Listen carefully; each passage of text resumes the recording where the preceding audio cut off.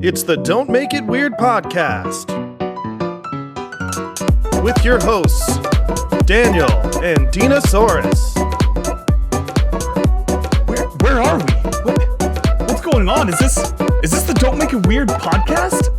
It's been so long. I've missed you guys. If you've forgotten, I forgot. We are your writing storytelling podcast for the writing community, by the writing community, and we tell jokes, and they're kind of funny and stuff. It's adorable. I'm one of your co-hosts, Daniel Quigley, and I am joined, as always, by my better half.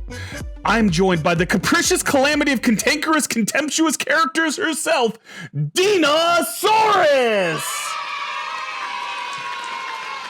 Hi, Dina.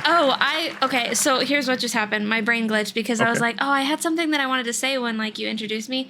And then for a second I forgot, but then I remembered again. But then it was too late because, my brain had already glitched. So I was going to sing the Doofenshmirtz song from Phineas and Ferb.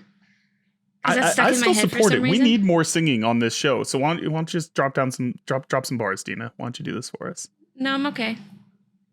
Okay. I'll hit you with it later. It's got to be spontaneous. Okay.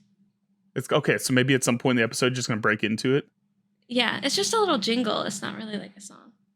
Not like a whole thing. It's like a Charlie Sheen jingle. Wait, what was his last name on 2.5 Men? Charlie Sheen. I never watched that show. Did he do jingles? Was that his thing? That was his whole job on 2.5 Men. He was a jingle writer. Yeah, I mean it's Charlie Sheen, but I fuck if I know. I mean, but you know what? I have a jingle, Gina. You want to hear it? Gina? Yeah. Did I really say Gina? You said jingle, no Gina. Way. You did. No way. There's roll no way. back. Sean, roll the tape back. Roll the tape back. I have a jingle, Gina. I have a jingle, Gina. Yeah, I just checked it. You said Gina. This is bullshit. This feels like a fake review, but listen, Dina, I've got a jingle. Do you want to hear this jingle? Okay, go ahead. See, we have a third member of this team, and guys... Oh, fuck, I walked right into that.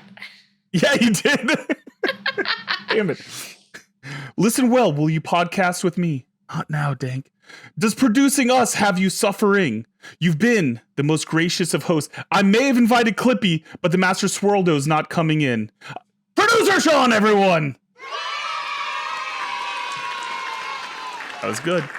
So Daniel saw Coheed and Cambria live last weekend. Yep, Dina has no idea what song I just did. I was just going to say in our group chat with Stevie and Anthony, I don't even know what Coheed was. I was just happy to be there. So, is it Coheed or Coheed? Happy to be a part of it. For once, yeah. Daniel wasn't the one that was just gleefully and naively following along, just happy to be involved. Yeah. So the song that I just did for Sean is a song from Coheed and Cambria, and I got to see that show. They were up in Atlanta. Stevie Wildcard flew up from Florida. Got some tickets. I got free tickets. I got to go with him. It was so much fucking fun. We were there at the Tabernacle, which is a legendary music venue in Atlanta. And listen, I haven't had an Anthony hug yet, but I don't know if anyone can beat a Stevie hug because that shit's phenomenal. It's exactly what I expected. He's just a big, warm teddy bear of excellence, and fucking love Stevie Wildcard. So huge shout out there. Huge shout out to the We Have Issues podcast. Yeah, man, it was a good time. Can I give you one of the highlight moments for me? No. I mean, you're gonna do it anyway, so why ask? Yeah, this is gonna happen. So we were kind of at the back of the crowd. We weren't up there because we're not young anymore and willing to fight the crowd push to get near the stage. So we're kind of near the back. And you remember my buddy Kevin, right, Sean? Yeah. You describe him as a bit of a Kevin from Philly, right? That's who we're talking about. Yep, Kevin from Philly. Yep. Bit of a loose cannon, right? Yeah. Yeah. So that's Kenny. That's Kenny. Very close, Dina. That was excellent. That was right there. And so we're kind of near the end of the show, and there's been people crowd surfing a bunch, but near the front where you can actually surf up, get pulled out, and come back in.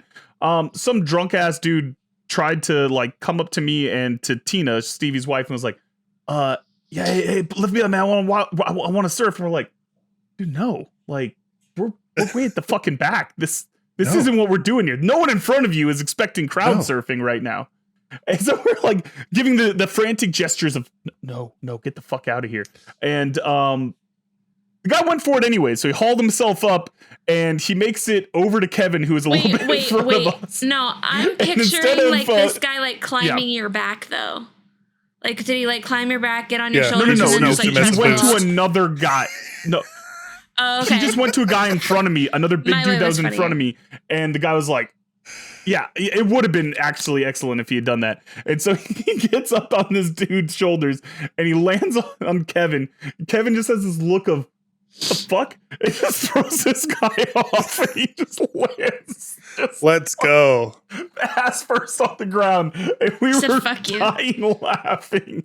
And like the dude, like, when he fell, he's like, is that your boy? I was like, dude, I don't fucking know that guy. Like, but it was incredible. Yeah, no. So don't crowd surf at the back of crowds. It's just not how it's done. It's not how it's done. But Dina, I heard you've been having your own little issue. You hurt your back last week, and you have been unable to perform some basic functions like shaving your legs, allegedly. And I heard that you asked your husband for help. I did ask for help because I can't really bend over. See my dog in the background.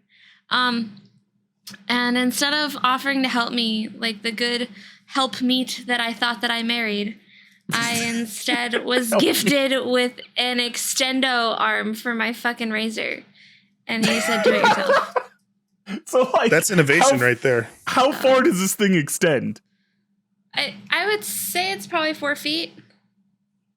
Jesus. All right. So you can get your toes. Yeah. And you Velcro your elastic Velcro your razor to the end of it. So you're literally you could shave Tim's leg from across the room. Yes. Just sitting on the couch, just get a little quick shave in on him. Like I told him, I was like, I can shave your face for you with this if you want. So all right. So Sean, if Kelly, executive producer Kelly, who we all love dearly, asked for assistance shaving her legs because of some calamitous accident, what would be your solution? I would do it for her because we are ride or dies. Yeah, because so you guys are actually helpmeets, and I got stuck with a piece of shit. Helpmeets.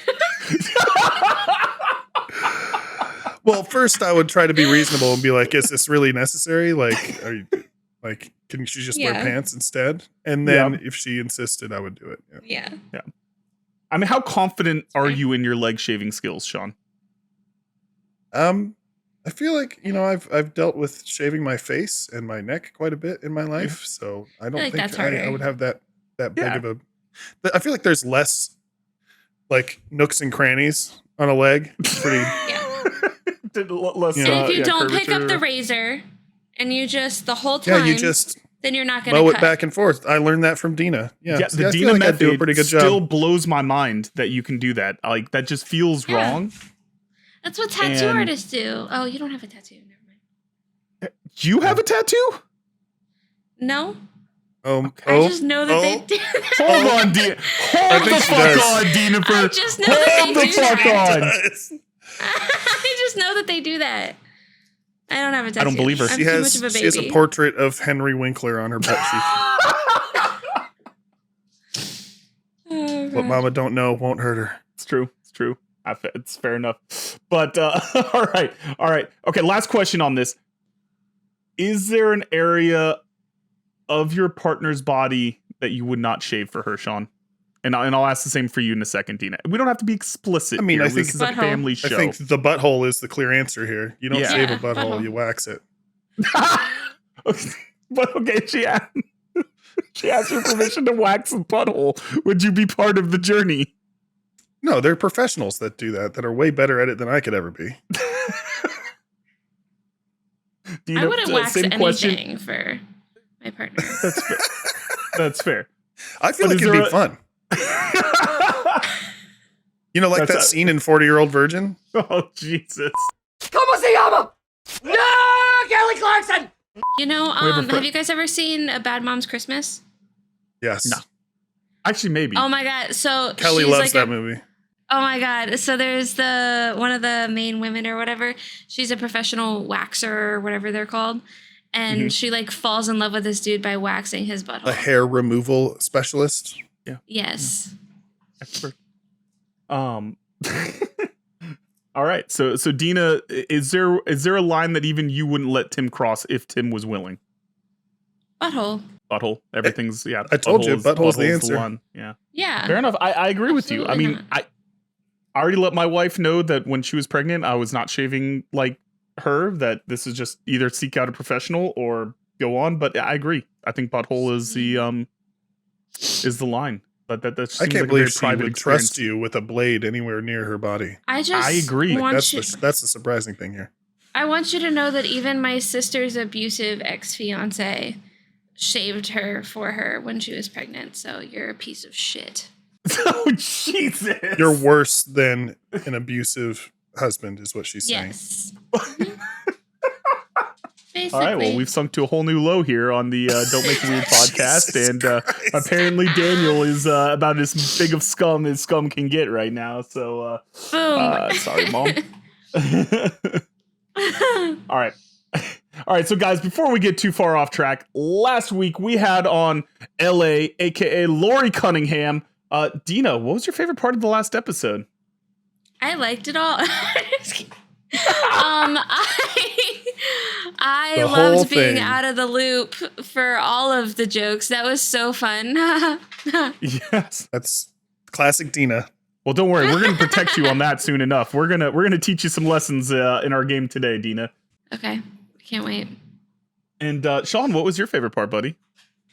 I mean, clearly it was red flags. I mean, that game's always a blast, but Lori really leaned into it, and we had a great time. Yeah, I agree. And we've really, like, at some point, do we need to do an intervention about Dina and her cousins? Because between her story time where she almost dated her cousin and then the red flags, like, I'm sensing a theme here. No, I think you're adding the second part because I don't think it was second cousin. I think it just says cousin. Yeah, I don't think second cousin was on the table there, Dina. It either said cousin or it said relative. It wasn't clear on what it was, but it's to you, it's the lesser of two evils for whatever it was. That's gonna be the Dina slogan. Cousins. Roll Tide. Roll Tide. Roll Tide. Yeah, listen, man. Lori was so much fun, man. She's just such an entertaining personality. Her books and her comic books are incredible. Definitely, I'm gonna get that copy of the children's book for my wife because she'll get a kick out of that stuff. Surviving Kids is Hell. Hopefully someday you'll learn about that, Dina, and you can join in hell with me and Sean. Don't do it. Why do you have children?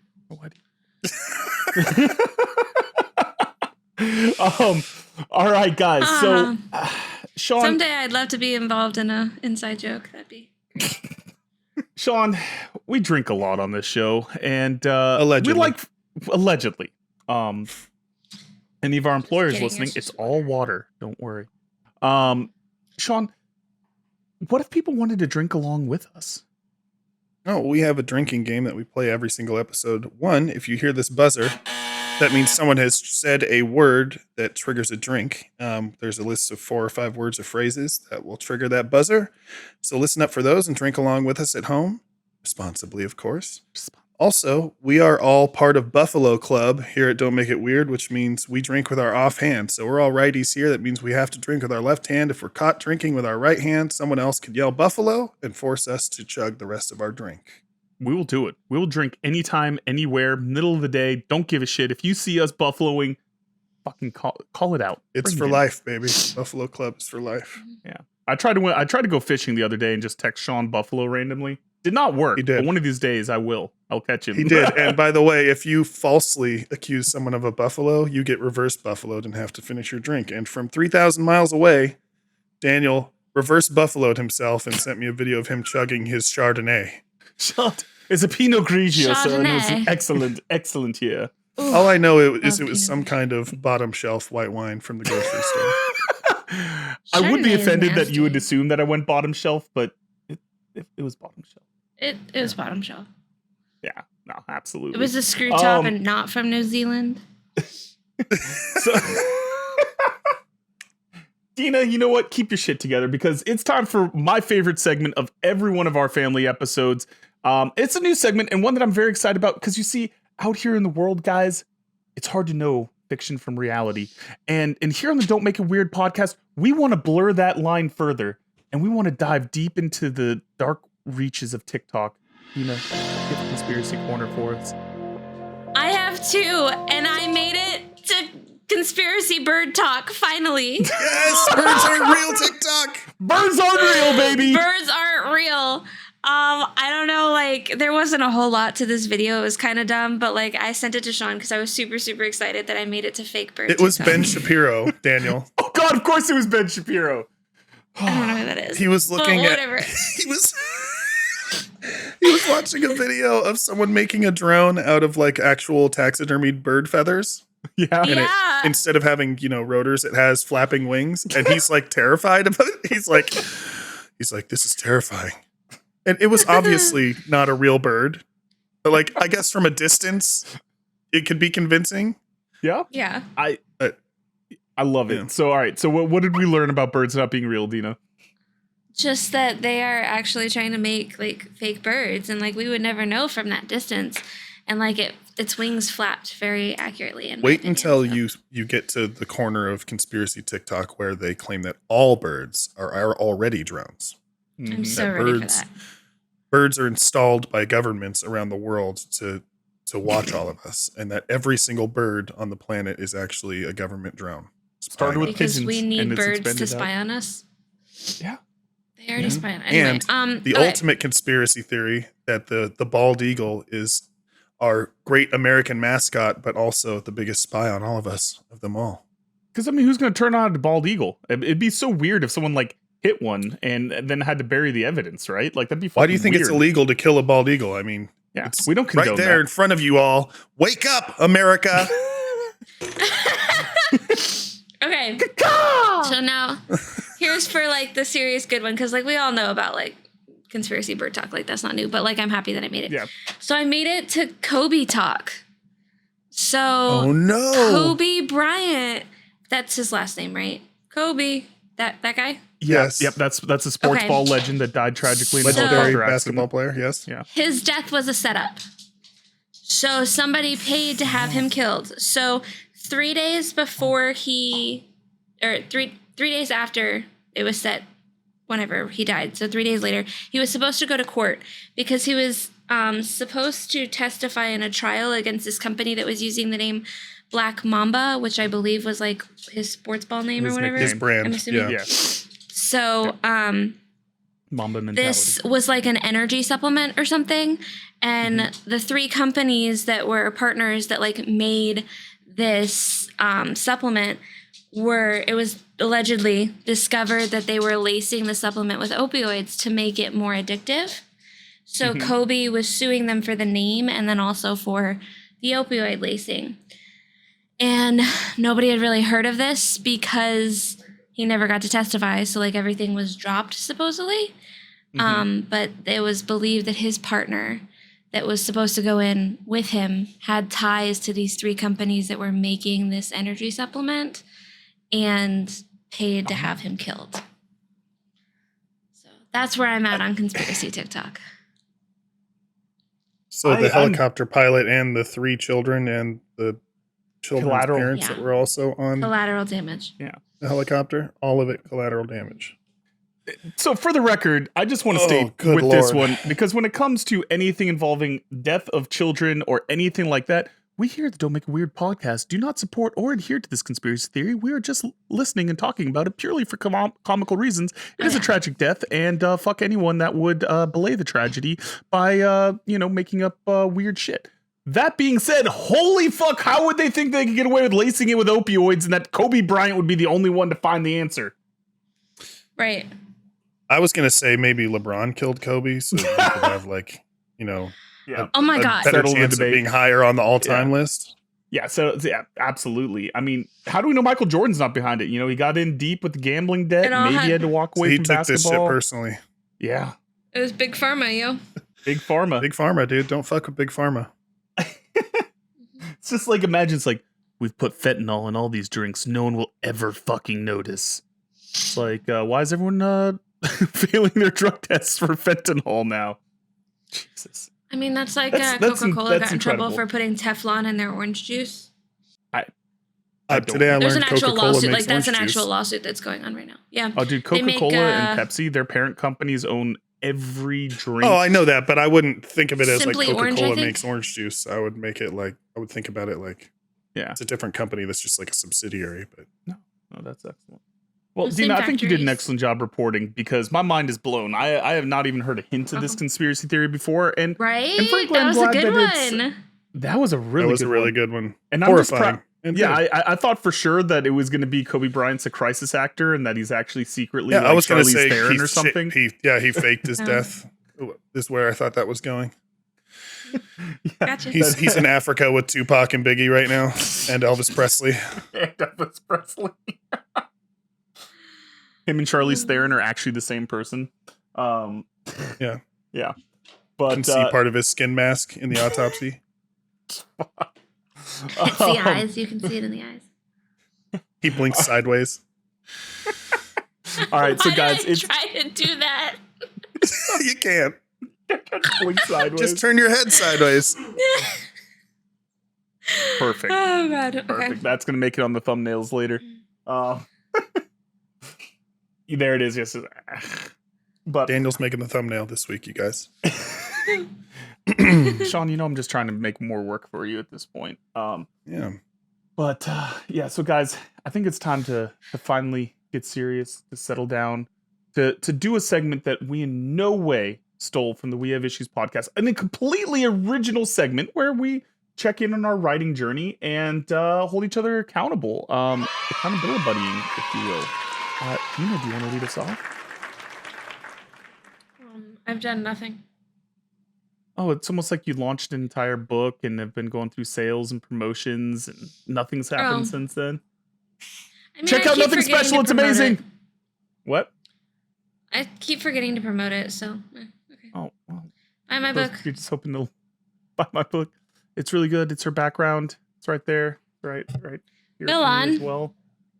Yeah, right there. Nothing Special by Dina S. A very well reviewed, very well regarded book that you will definitely. It's a horror novel, which is weird for Dina, but Some say it's the best book. The That's best. what I'm book. hearing. Yeah. There The is best one book. left, so it is the rom-com. There is exactly Confirmed. one. Exactly.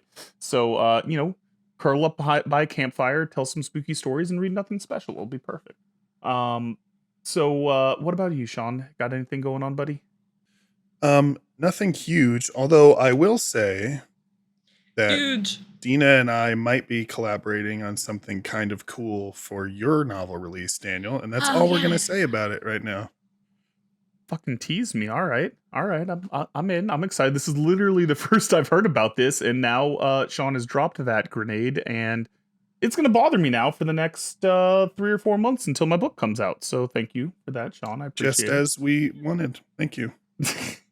And also we missed I fell asleep, but I got it on the actual birthday. It was Sean's birthday in the interim before this episode was recorded. So Sean, Sometime in the last 4 months was my birthday, depending on when this comes out. Give or take. very responsible. Give or take 4 or 5 months.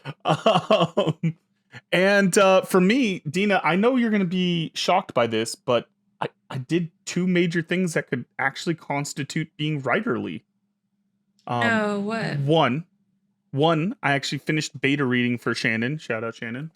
Think Pickle be praised. And I her little work in progress book, which is, as always, Shannon is disgustingly talented. And every time I read her work, I feel worse about myself and my writing ability. Really funny book. And so I actually had fun doing that and sending her the Jar Jar cut, kept the tradition alive. You initiated her. Good. Yep. She's now, her book has been Jar Jarred. So yeah, hopefully I get to see that one come out because it's fucking awesome. And I went back through and did some continuity edits and basic just updating edits for my second book in the Cryptid Protection series, the thing that Dina probably asked me to do 6 months ago. Easily. Probably. Yeah. But finally got around to it, and it now makes sense It's with book definitely 1. like over 9 months ago. No way you It was easily 10 and a half months ago. We're just adding goddamn numbers here, guys.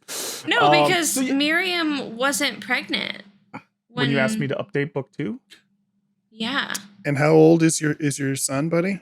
It's a little over 2 months as of the recording of this thing, and he's super adorable. It's been about a year. No, you can't say it. No, there's no way. We'll find the text messages. We'll find the receipts. I predict 6 months, but if you guys, maybe we'll just run a total tally of a bet on how long it took me to follow through on what Dina asked me to do. So audience at home, you can get in on how many months ago she asked. It's on DraftKings right now. Open your DraftKings app. Not a sponsor. So yeah, so excited about that. Excited to actually have this one torn apart and made better again, hopefully, if someone picks it up. So fingers crossed, Last Boys Press, call me, I love you. But yeah, so that's kind of where I'm at. Let's see. Oh God. Voicemail. Sean, it's a voicemail. We've got a voicemail. Oh, hello, friends. I know this voice. Arnold. It's Arnold. The bard. I've called once before, and I hope you remember me. I make a lot of friends. I hope you're many of them, at least 3 or 4. I don't know if they're guests on the show. If they're guests, you're also involved in all of my friendship from now on. I will put a tattoo of your name on my back along with the rest. It's a very long and complicated story. You can find it. My whole life's journey is on youtube.com/@critstupid. Go check that out. But for Dina and Daniel and Sean, I did write this song for you because I promised I would, and I am a bard of my word. So here it is. I hope you like it, and I hope you're doing well, and I hope we can be best friends, and I hope you also get my name tattooed on you. You don't have to. It's not like obligatory, but if you want, already have. Yeah, we already have it. I already have your names on my back. Please don't change your names, and if you do, let me know, and I'll also get those names on my back. Okay, here's my song. Thank you.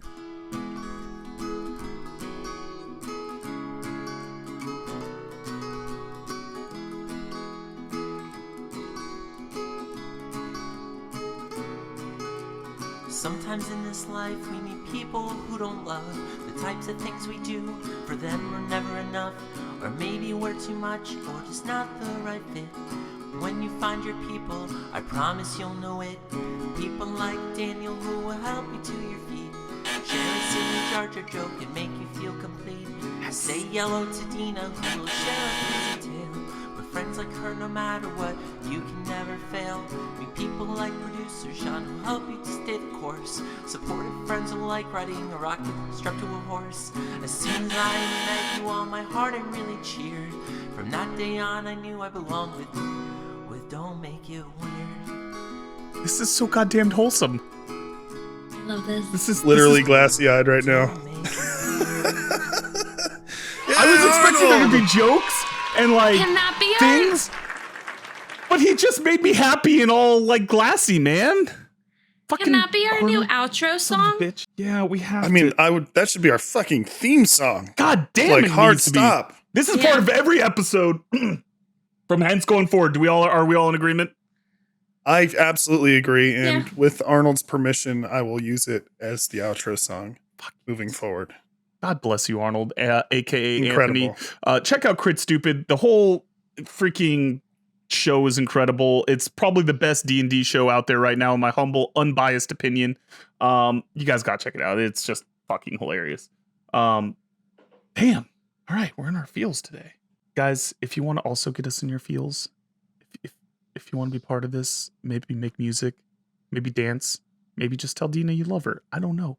But you can leave us a voicemail at 347-69-WEIRD. That's 347-699. 3473. Yeah, Dina, would you say that you're a tease? Yes. 473. Dina, would you say that you're a tease? Sure. Well, in that case, could you tease the audience a little bit? Because I heard you have a special story time for us. Today we're going to talk about a story that I actually thought that I was going to wait till people died to tell. But you know what? Fuck it. So. Fuck it. Today we're going to tell the story about the wedding that I did not want to attend. I swear to God, don't you let wanted us down. to tell this one, right? This is the one that you wanted to win. Yeah. Yeah, so we no, actually, I'm totally so the fine with it, 'cause, audience like, fuck redeemed them. themselves.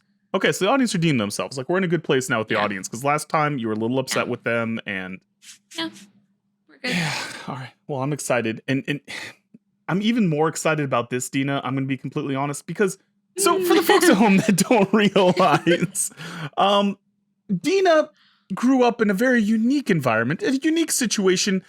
Some might say little closed off from the rest of society. Is that right, Dina? Yeah, just like a little bit of like teenage dirtbag meets like I'm just a kid. Yeah. Yeah. So Dina grew up very innocent, and there's a lot of times that the horrible, disgusting people that me and Sean are happen to burst her bubble about slang and terms and things that happen segment. in the world.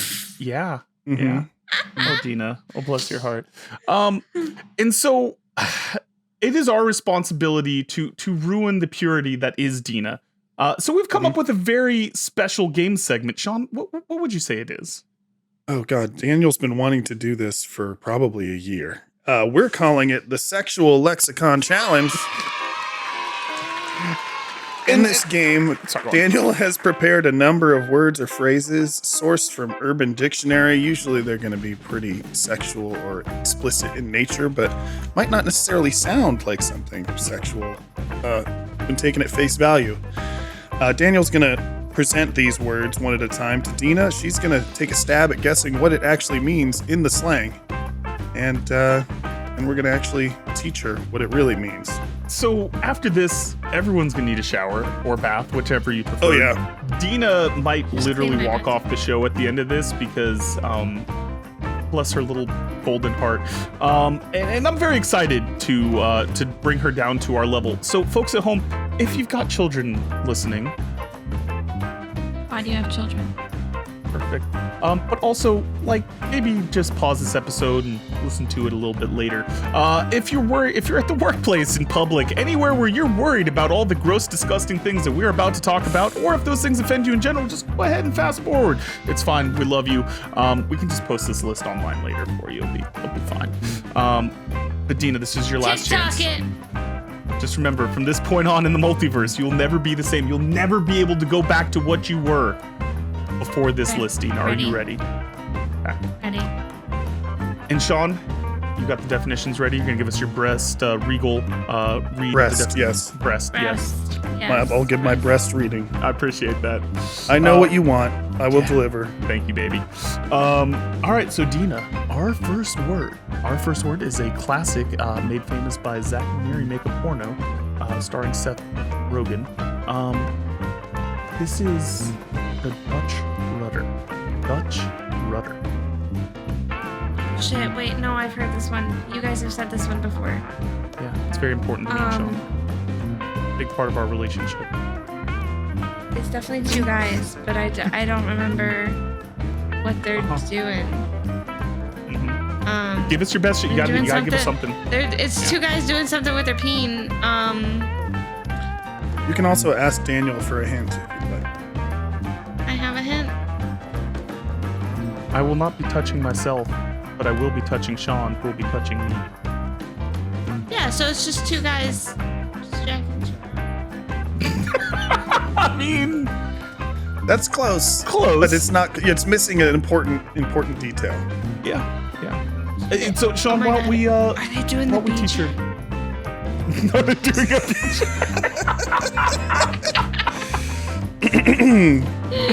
All right. A Dutch rudder. Having someone complete the act of masturbation by pulling up and down on the forearm while the male holds his own penis. Oh. Example. Snake Cake gave Tonkin a Dutch rudder because there were two freaky people who like to try new things. So Sean, it's very similar to the Mormon soap. Oh, have we done the? Yeah, we talked about the Mormon soap. We talked about Mormon soap. Yeah, very similar in concept to the Mormon soap. We're not doing the action ourselves. Somebody else shakes the bed. Yeah. And a double Dutch rudder is when you're doing it to each other. So you're working his shoulder while he holds his penis, and he works your shoulder while he holds his penis. Yeah. So it's like you're indirectly jerking him off, but not really. Yeah, so it totally counts. Like, it's not cheating, right? You know, it's just 2 dudes Dutch rudder. You're just rubbing your buddy's shoulder. God. You know what I mean? Yeah, just a shoulder rub. All right, Dina, here we go. We're ready for the next one because the Dutch rudder is us starting off light and easy for you. Yeah, that's light. This one goes out to Stevie Wildcard, and this is called. This one's called Charizarding. Charizarding. The verb of the Pokemon Charizard. It's gotta be something but. You think that's goes with butt? Like smoking hot shits. But like, it's like 2 girls in a cup with smoking hot shits. Throwback. That's my. So it's like, so you think of it as lighting shit on fire sexually? Okay, all right, I like that. Oh, I was just thinking of like spicy poop, but okay. No, that's my final answer. Okay, all right, Sean. All right. Charizarding. When you light a girl's pubes on fire, put it out with your own jizz, then flap your arms and say, "You don't have enough badges to train me."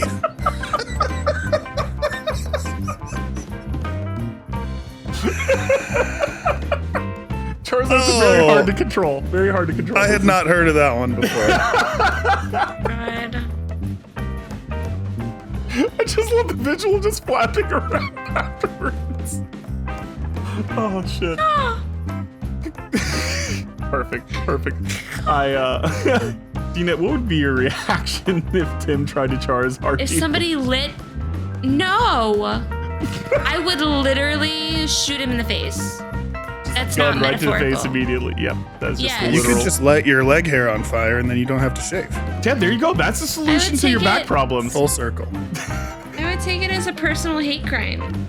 Personal hate crime from the Dinasaurus class of protected individuals. All right. Well, you're doing great so far. So Dina, let's talk about a one that involves a lot of work. It is called the Flying Circus. Nope, don't like this. You're doing the former something owner on of a circus elephant. Oh my god, what if it's having like sex what on are a those trapeze? No, what are those the ribbon people that like they like dance with like the ribbon dancers? Yeah. No, they're like trapeze artists but with ropes. Oh, like on they climb, like it's like a silk rope that they do like aerial and shit yeah. Slackline? Yeah, I think that's You're definitely doing it on the slack line. on the slack line. Okay. I like it. That's creative. Yeah, some creative sexing. Sean, There's what's a multiple flying people. circus? It's an orgy. Orgy on the slackline. That's A sex act in which a woman is reverse cowgirl on top of a man, and they then attempt to jump or throw her to another man standing by a wall. Unbeknownst to her, the second man plans to sidestep her and let her hit the wall and fall down, hopefully leaving her writhing in agony. Then both men ejaculate on her. What the fuck, Daniel? James found out his girlfriend was cheating on him, so we gave that bitch the flying circus. Oh my god. Yeah. I think you need to up your game with your guesses, Dina. Dina, I'm told sorry, you, man, you're not I didn't ready expect right this to be like something violent. Jeez. I Listen, didn't either. Okay. We don't condone violence towards women or any of these abusive sex acts, but that's just got Looney Tune vibes. Like if they ever did like a Looney Tune Yeah, I did porno, get Looney Tune vibes from that. I also am a firm believer, and maybe I'm hopefully naive, that these are not sexual acts that other people actually perform. Just a lot of creative individuals here, so rest easy. Yeah, by the way, this definition was submitted by username A Terrible Person on July 8th, 2006. If Username checks out. If any of you guys have been victims of a flying circus, please call us and relate the experience and maybe a lawyer. You know. Please don't try to perform the flying circus on anybody. Please don't. Don't make it weird. Does We do not not, need to be responsible we do not for your hate condone crime. any of this. All right. So, in a slightly less violent one, we've got a potentially problematic wording for this one, but this is the spicy gringo. Spicy gringo. So it's definitely a Spanish man that is taking a shit on a white girl. You're really obsessed with the shitting part, okay? I just feel like you're gonna pick something gross that's shit related. Yeah. You know him pretty well. I mean, you might be right. Yeah. That's actually, your psychic powers are starting to happen. Sean, what's a spicy gringo? The spicy gringo. The act of stuffing a woman's rear end with a volcano taco from Taco Bell and then eating it. Kyle has a sombrero and a fake mustache in his closet if ever someone decides to meet the spicy gringo. So I guess you dress in costume as well. Very important to dress in costume while eating a volcano taco out of someone's rear end. I feel like that would just be painful for everyone involved. Yeah, I don't see that as a win. I mean, listen, I wanted to kind of give you a palate cleanser here, Dina, before we get on to the final three. We got three more left. Just flying through these bad boys. We're just going right through it. So Dina, we're gonna lightning round. Dina, what's the ramen yarmulke? Ramen yarmulke. Oh no, this is totally racist. No. Well, against the Jewish people and Japanese culture, so yeah. Ew, are you stuffing somebody's butt with ramen? And they're Jewish, so they're not. No, we've moved on from maybe stuffing they're not rear Jewish, ends, so they're uncircumcised. Uncircumcised.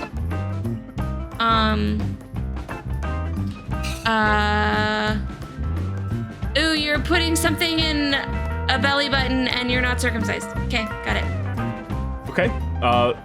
Sex with your belly button with an uncircumcised penis. Old choice. I'm in for it. Yeah. Sean, what's the ramen yarmulke? The ramen yarmulke. Oh God, I might not make it through this. The name given to the material ejected onto a fellator's head while being vomited on by the person they are fellating. Oh, don't like that. Don't like that.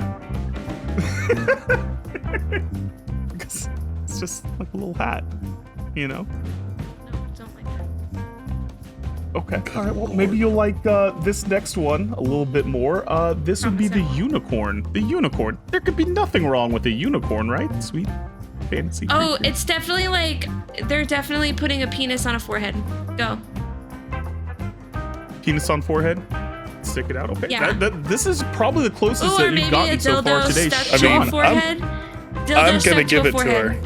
I'm gonna give it to her. You're gonna give her this one? Oh, all right. shit, So really? I'm gonna give it to her. She got it right. It's, well, the definition I found anyway is strapping a dildo to your head and charging full throttle and drilling into the recipient, into the vagina or anus. So yeah, I think you got it right. Yeah. No, absolutely. I think that Dina slackjawed. Just disgust. All right, Dina, Pick your last jaw one. off the floor because we got one more, baby. And this is a founding father of our country, a very important man to American history. If we can't all stand up and do the Ben Franklin, then what are we doing here? Doing it on a horse in a wig. On a horse in a wig. Powdered wig. I like it. Okay. I like it. All right. The Ben Franklin. The act of running a buzzer across the top of someone's head as they are filleting you, hence rendering them bald on top and leaving their hair longer on the sides. Note, may be more successful when performed in a manner that appears spontaneous to the fillator. So here's the thing. You actually found a different definition for this than what I had. Can I read you what I had for this one? Sure. All right, so the Ben Franklin is one of the oldest sex acts in the United States. In fact, it was invented by Ben Franklin 10 minutes after his famous kite experiment. He used it on 96 of the 100 women he impregnated. Wait until your girlfriend is on the rag, and while she is giving you a blowjob, tie a skeleton key on the string of her tampon and rub an inflated balloon on her head. The gay version differs. While you are receiving a blowjob, you tie a skeleton key on a string and stick that key up your partner's ass and rub an inflated balloon on their head. Incredible. Gross. Reginald, my pussy hurts from the bugs being zapped by that Ben Franklin you gave me last month. I could have used a tampon as makeup for a minstrel show. How are we feeling after that one, gang? Dina? Moving on. I'm so glad we finished this segment. So Dina, on a scale of 1 to 10, how dirty do you feel right now? Like cleanliness, not like fun dirty. Like I can never get clean again dirty. So today we're going to talk about for our discussion segment is the art of storytelling. All right, so guys, we know that we like to have fun discussion segments. We like to stretch our writerly brains, put on our writer's hat. And today we're going to be talking about the art of storytelling in books. So, this is, I think, a very important thing that can get lost on a lot of stuff, because we try to sell the tropes. We try to sell, it's going to have all these different things in it. But what about the story itself? So I guess, Dina, I'm going to start with you and we'll kind of just pinball it back and forth. What would you say are some of the elements that make a great story, like in terms of storytelling specifically? Well, I was kind of actually leading us in sort of a different kind of direction because I thought that this would be cool for people to hear. Yeah. So, first of all, like we know the basic elements of storytelling, like you need to capture your audience, you have to have a point, you have to have character arcs and like a reason why something is happening. You want to like motivate people and get them like involved in the story. However, that sort of diagram of storytelling is actually a very English American hearing culture art. So like other cultures, for example, deaf culture does not tell stories the same way that American English hearing people tell stories. So like American English, and then I'm going to pause you real quick. I'm going to pause you real quick. Just for folks at home, if you don't realize or don't know, Dina works professionally as a ASL interpreter and works very heavily with the deaf community and has a lot of expertise on this subject. Yeah. So the American hearing people will they'll set like your setting for your story and like they'll tell you what's happening and then like they slowly narrow it down almost to the point where it's like an upside down triangle. So they start broad and then you get narrower and narrower and narrower until you get to the point, which could be your, like whatever cliffhanger or the whole tagline for your story, like whatever it be, whether this is spoken or written word.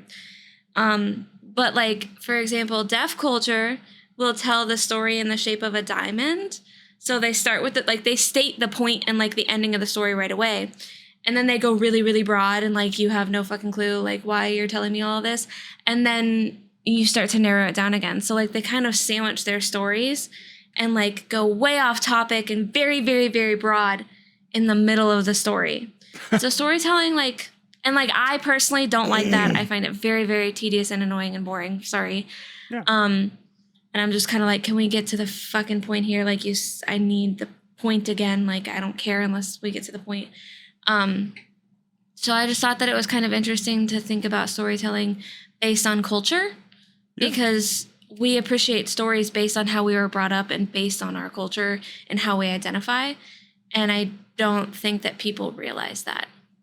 And that is actually really interesting because I'm sure that, if we actually researched, because I've read some like books from, again, I read predominantly fantasy books or sci-fi. And I've read some stuff from like Chinese authors, Japanese authors, some African authors, things like that. And there is definitely a different style to all of these storytelling that I would definitely say is more kind of cultural. And it is interesting the differences. And I guess when we're talking about this, there's not one way to be a successful storyteller, but there are some elements and things that are going to help you more than others. So I guess if you had to rank them, Dina, and we talked about, and let's say, what matters to you most when you're reading a story, characters, plot, setting, or themes. Like how would you rank them? Character, plot, setting, or theme? Character development is the most important for me. And then I go to plot and then setting and then theme. That's what draws me in. Because I don't give a shit about your world without your characters. Sorry. And honestly, I know this is gonna be shocking here. This might be a Don't Make It Weird first exclusive, but I agree with Dina's order right there. Like, and you know, this is just our. I know.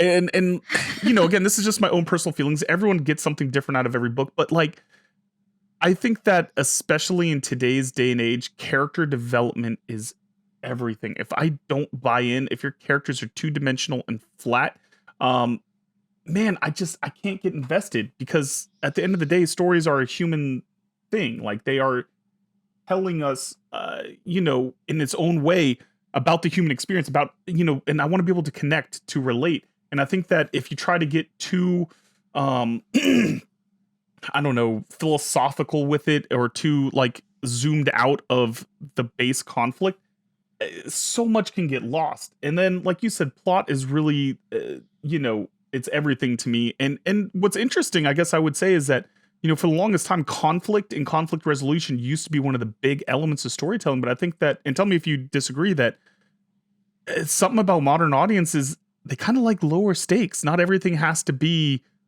save the world or marriage or death. Like, we kind of are getting a little bit more into the slice of life, like lower stakes storytelling.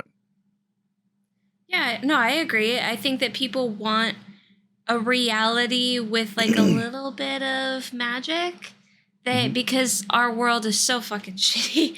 So people want to be able to literally put themselves in this and be like, yeah, I believe this, without having to be the big hero and be the fucking Superman of the story. They don't necessarily want that these days. They just want a tiny little escape that makes them feel good. And I agree. And there's a place for all of these different things, but I don't know, just with the book titles I'm seeing and the popular stuff, like, we just want to go back to having a little bit of fun, man. Just enjoy ourselves a little bit with that. What would you say about when it comes to storytelling, finding that balance between dialogue and exposition? What's your kind of sweet spot with that? I think that you can easily go wrong with too much dialogue. I mean, you can go wrong with too much of both. You definitely need a balance. But you can go wrong with too much dialogue, because a lot of times people will info dump using dialogue, and it's information that the characters should already know. So then your characters just seem really dumb or really condescending. And it's like, can you just... You could have worded this better. Like, you could have put this into thoughts. You could have had some, like, I didn't need that to like understand your world, and I didn't need that. I know exactly what you're talking about. Where because that's become a pet peeve ever since that. You might have been the one that pointed it out to me, but when it's like, you know, Jim, you know, we had to spend the summer here because I lost my job. Blah blah blah. It's like, okay, both characters would know this. We just drove across the entire state to be in this whatever random location. Right. Why are you restating this information? You telling me that we didn't know why we were going somewhere? Yeah. Like, crazy. Yeah, that drives me crazy. But like, I will go on the inverse of this. I prefer books that have a little bit more dialogue heavy. Again, and this is typically coming from that kind of fantasy setting where, you know, there happens to be the Tolkien, you know, the Tolkien people who are like, I'm going to spend an entire chapter describing this forest. And a good exposition is good, but also when I just see a fucking wall of text that isn't broken up by anything, I just sit there, bless you. I just sit there and I'm like, oh God, this is so boring. Let me just skip ahead 4 pages. Like, I think dialogue really helps you kind of get a little bit more fast paced, and you could do a good info dump in dialogue as long as you're not letting that dialogue be a fucking monologue. You know what I mean? Where if you're just saying, yeah, go on. I was just gonna say, as long as the dialogue isn't info, like you can info dump in dialogue carefully if the info dump isn't something that the characters already know. Like, why are you repeating stuff that you already know? Yeah, and so listen, we got about a minute here. We're gonna wrap this up really quick. But, you know, I think for me, the biggest thing is that finding ways to strip away and just be at the meat of your story, be in the moment, know when to walk around a little bit, and just keep the thing going. Don't let yourself get bogged down because you feel like you have to tell a bunch of settings, that you feel like you have to give all the readers information. Trust your readers to understand what you're doing with context clues, with background information, things that lets you be forward. My best advice to writers when it comes to being a good storyteller is trust your audience. Not everything has to be dynamically explained. Dina, what about you? Yeah, sometimes the audience just doesn't need to know. You can know as the writer if that helps you, but they don't have to know everything. They really don't. Yeah. And just, guys, the story matters. I guess that would be my whole thing, is that we get so caught up on breaking down the elements of the story and that, what's popular, what's not, what tropes are popular, what's not. The story matters. The journey is more important than the destinations and these little landmarks that you plot out. Like, just let yourself be a storyteller. All right. Guys, you bared with us. We got to have a good talk on storytelling, and I hope that we get to kind of jump into it a little bit more, because we could talk about this for hours. So, speaking of stories, you see, we're all about storytelling here. And as such, we try to share a fun story each week. So without further ado, it's story time with Dinasaurus. Okay, so we're not going back very far. It's like a this is part of like a saga in my life. But it's a little. We're going to go out of order because we go based on audience votes. All right. So we're kind of dropping into the middle of this ongoing saga in my life. To catch people up a little bit, there's a whole side of my family that I no longer associate with. They disowned me a long time ago, but they make it my fault because they're really good at gaslighting and not having boundaries. So I was my grandmother. I do not talk to her. We do not associate at all. But she got remarried, and I was not invited to the wedding, but my mother wanted me to come with her as her date because my dad had already passed away at this point.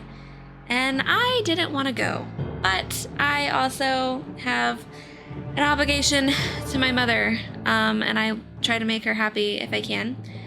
And I decided that I would go. And I was gonna bring a friend to make it bearable, because I have this rule within my marriage. I do not make my husband associate with people, even if they're family. I do not make him associate with them if he doesn't like them, and if I don't like them. Like, it's my choice to go. I'm gonna go. He's not required to go with me. So I brought a friend with me instead. So it sounds like my dream of being like a fake wedding date is on the table for the future. Is that what you're saying? Absolutely, yes. It's possible. Fuck yes. I'm gonna get a 10 name tag. All right, continue, sorry. So I did not want to go to this wedding, but I went and I brought a friend, and we decided that in order to get through it, we were going to bring my wine bra. And the wine bra! I was dressed up in the wine bra. Throwback to Chad Ryan. Shout out. So I was very dressed. I looked my best. I don't even think I looked that good and in that good of shape since my wedding. I looked fucking good. And we can post pictures because I'm real proud of that day. all right, we'll post that up. But I had my wine bra. Wow, Dina, you look so incredible in this picture. Wouldn't you agree, Sean? Thank you. Just amazing. Sorry, continue. Okay, so it's it was at a Catholic church. I'm not Catholic. I don't know anything about it, but we sat in the very, very back of this church, and we sipped on my wine bra the entire wedding and got super drunk in the back of this church, which I don't know if that's a sin or not. I'm not Catholic, like I said. So all right, anyway, hold on. My was friend this a was guy or just girl date? Guy or girl date? Girl. Okay. I just want to know who was reaching into the wine bra here. So it's got a straw, remember? So she's just drinking from my arm, but it's also drinking from my boob. So mixed feelings about it. Sorry, nobody noticed. I had to point it out to cousins that we were getting super drunk, and I was like, "Hey, you want a sip of my boob juice?" And after that, I wound up super drunk, but then also an aunt that I don't associate with, that we'll find out later on in this saga why, decided to tell me that I looked fatter than I've ever been and said that I looked horrible and made me cry. So yeah, so that's the story of how I... Oh, definitely taking the low road. So Dina, if you don't mind for 1 second, we here at the Don't Make It Weird podcast recommend everyone take the high road, turn the other cheek, and do nice things for other people, even if they're rude. But we, as your hosts, will always take the low road on your behalf. So Dina's aunt, I'm gonna look at you right here. Fuck you. All right? Fuck you. You piece of shit. How dare? How dare? Never in my life have I seen anyone have the audacity. The audacity! The sheer gall! To besmirch Dinasaurus like that. So I hope you apologize. I hope that you step on a Lego with no shoes on. And I hope that you have the sniffles. Thank you. She doesn't have to apologize. I don't ever want to talk to her. But anyway, yeah, that's the story of how I got drunk and at a wedding that I didn't want to go to and cried my eyes out in the back of a church. And I'm pretty sure, like, you can see me crying in other pictures too. I don't think that Jesus or Mary would be okay with that, aunt. Yeah, fuck her. That's terrible. But at least you got the wine brawl drunk, and at least Tim wasn't there, so she didn't have to fight a family member. Again. Yep. Oh God, again. Again. Save it for another story time, Dina. Yep, it's part of the saga. Guys, the saga continues. Guys, Dina likes to let you be involved. You get to take the wheel and take her stories out for a drive. So if you want to, we got a couple of options here for choose your own adventure for next time on Storytime with Dinasaurus. Dina, what do we got? So I don't know if you guys know, if the audience knows what Live PD is, but it's a cop show. And there was a very famous hot cop on there. Yeah. Oh. It's a very famous hot cop on there from a county that I lived in. So we've got it's related. So we have a story about the hot cop on Live PD. We have lessons learned while stuffing your bra. And then we have I Am Hannah Montana.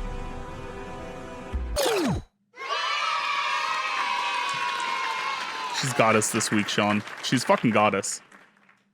As you know, our rule is whatever is the most boring sounding story is the one that we always pick because it's gonna be the most epic. But Sean, what do you think, buddy?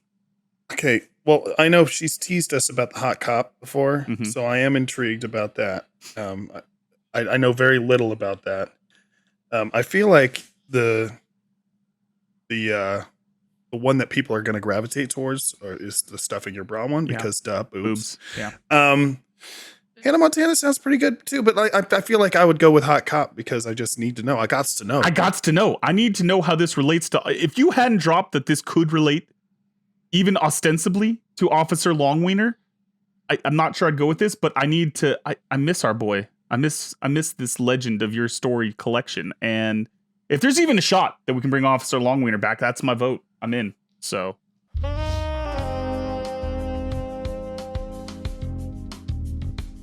Okay, I'm so not used to doing this. All right.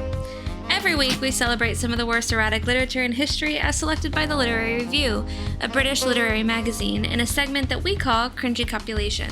These are real excerpts from real books intended to be taken seriously. This week's excerpt will be read by Daniel and is the second appearance in this segment from good old Ed King by David Gutterson. David Gutterson is an American novelist, short story writer, poet, journalist, and essayist. He is best known as the author of the best-selling Japanese-American internment novel, Snow Falling on Cedars. Check them DMs, Daniel. All right. Is it on? And get ready, brace yourself. It's a long one, baby. Shit. All right, this one is very long. Okay, all right.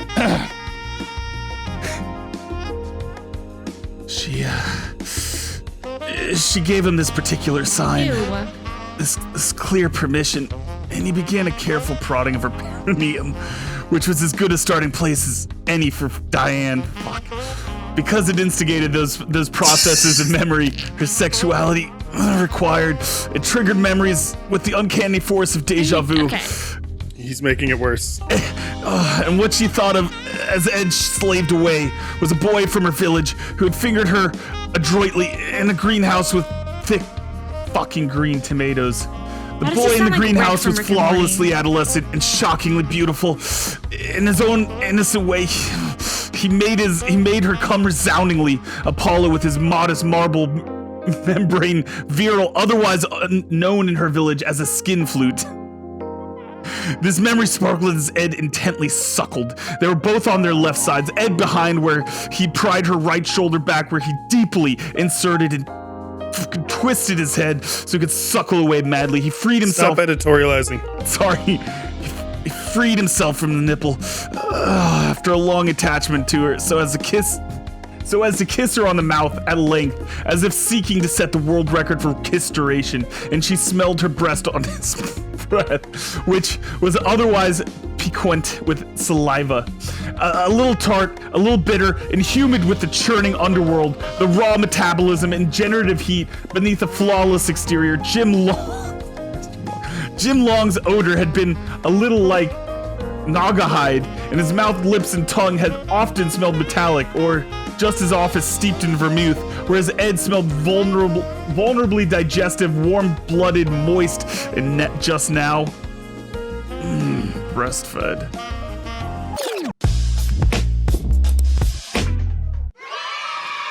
That was fucking horrifying. Welcome. I hate it a little extra because my wife is currently breastfeeding our child. Yep. I knew you would. So you zeroed in on. Yeah. Also, Dina's mom's name. That's the reason why I picked it. And now having to picture Diane. So that's just a happy accident.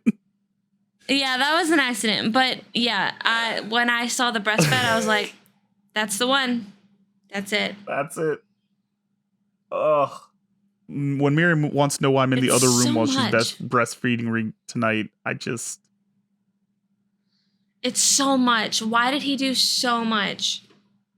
There's no reason for it. I that's not good storytelling, Dina. It's not good storytelling. It's not good storytelling. Even the tomatoes were sexy in that story. Everything was sexy in that story. Oh, shit. All right, guys. We're getting near the end here. We've been on a beautiful journey. We fucking love getting to hang out and do this stuff with you guys. And we love it when you guys call in, when you participate, when you be part of our show. So as always, anytime you want to, give us a call, 347-69-WEIRD. That's 347-699-3473. That's right, baby. Difference Evil Incorporated. There it is. Oh, thank you. Thank you for that, Dina. That was beautiful. So, guys, we wanted to start a little bit. It's kind of going to be kind of a subversion. I don't know what the word is that I'm looking for. But a little bit of a mini series that we're going to kind of branch off into because it's related to cult stuff. So there's a new documentary series coming out titled Shiny Happy People. This Prime Video docuseries interrogates the abuse within the famous Duggar family, as well as the cult organization IBLP, which is very similar to the cult that I was in, which is the IFB. They had very similar values. And the Duggar family was basically a very common celebrity name within the IFB, which is what I was a part of. And they were known for their oppressive values and have since been discovered to be involved in many illegal activities, including child pornography. And cheating on their wives, other things like that. So watch along with us, and Daniel and I will come back to Don't Make It Weird after episodes. We're going to try to do it weekly. I'm not really sure what our schedule is going to look like, but it's going to be like a mini-series for us with questions and discussion topics to delve into from the insider's perspective. And yeah, listen, normally whenever we are on this podcast, we're out here to have fun, to pick at things, to, have a good time and talk trash. But whenever we go talk, cult talk, well, there's still some making fun of and some trash talking. This is a very serious topic. This is something that we take seriously, and, it will be a little bit more a little bit less of our kind of comedy style and a little bit more of just us discussing and trying to kind of unpack a lot of the stuff going on there, and me making fun of IBF people. That's still going to happen. So just know that, you know, something we take seriously, and, you know, we hope that you'll be a part of this. Yeah. All right, guys. Well, this has been another great episode of Don't Make It Weird. We love getting to hang out with you guys. We love getting to do this show. And even when life gets a little crazy, gets a little busy, we hope that this show, you know, provides some fun for you guys, a little break from the craziness of the world. So thank you all for tuning in. And Dina, where can the folks find you? You can find me on Twitter at Dinasaurus, D, that's D like these nuts. And producer Sean, where can the folks find you? You can find me on Twitter at Shaceholdu. I know it's a little early in the day for you, but if you thought about dinner yet, buddy? No, dude. No, that's not. I'm making crab rangoon nachos. Okay, all right. So we're gonna wing it. Ooh. If you get like a fake bird. Hey! He's gonna get some chicken, some boneless nugs, man. Boneless chicken wings. So be good. You can. Yeah. You can find me on Twitter at DanQWritesThing. That's DanQWritesThing singular. Nobody asked. It's Danu. Is my personal website still up and running, Sean? Always. Dumps4dank.com. That's DUMPS, the number 4, DANQ.com. Check it out. Check it out. See what happens. It'll be a good time. But we appreciate you guys. We love you all. And we're out of here. Jazz hands. Sometimes in this life we meet people. Don't Make It Weird with Daniel Quigley, Dinasaurus, and Sean Holden. Produced and edited by me, Sean Holden. Theme song by Amaria. Incidental music and sound effects provided by VoiceMod, as well as the YouTube audio library. You can rate and review this show on Spotify, Apple Podcasts, Good Pods, and wherever else you download your podcasts. Got a question for Daniel or Dina? Call the Don't Make It Weird hotline at 347-69-WEIRD. That's 347-699-3473. And leave us a message. It could be featured on a future episode. And if you haven't already, please subscribe to Don't Make It Weird on YouTube for the video presentation, or on your favorite podcast app for the audio-only version of the show. Thank you so much, and we love you. Don't make it weird. Was that okay?